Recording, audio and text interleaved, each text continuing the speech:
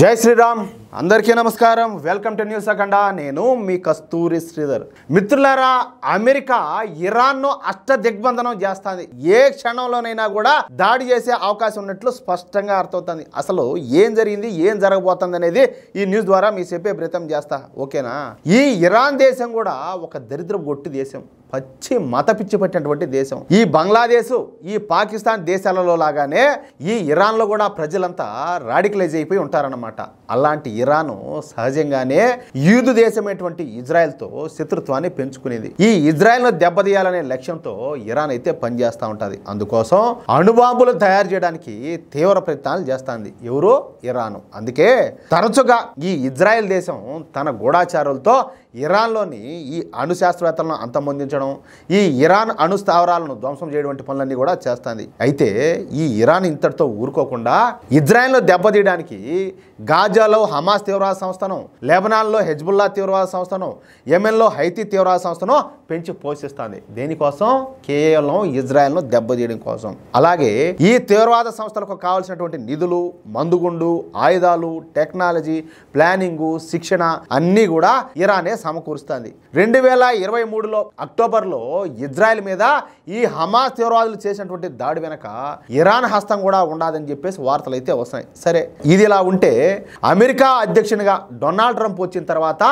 ఈ ఇరాన్ అణ్వాయుధాలు తయారు చేయకుండా చూడాలని చెప్పేసి ఒక నిర్ణయానికి అయితే వచ్చాడు అందుకే ఇరాన్తో ఒక అణు ఒప్పందం చేసుకోవాలని చెప్పేసి భావించాడు తన నిర్ణయాన్ని డొనాల్డ్ ట్రంప్ ఇరాన్కి అయితే తెలియజేశాడు అయితే మొదట అందుకు ఒప్పుకోనటువంటి ఇరాను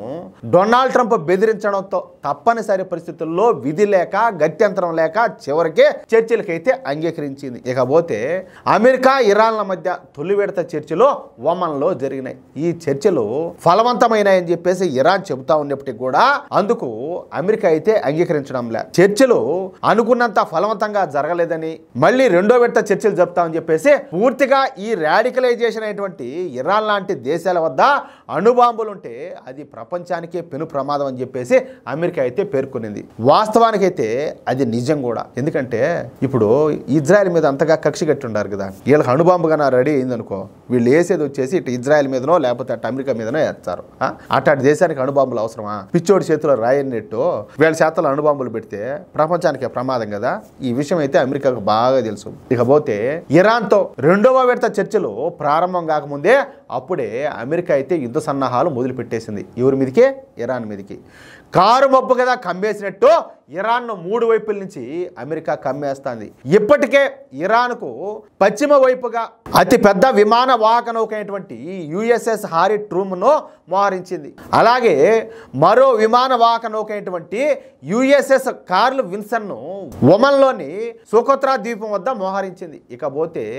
ఈ యుఎస్ఎస్ కార్ల్ విన్సన్ ఈ విమాన వాహక నౌక పైన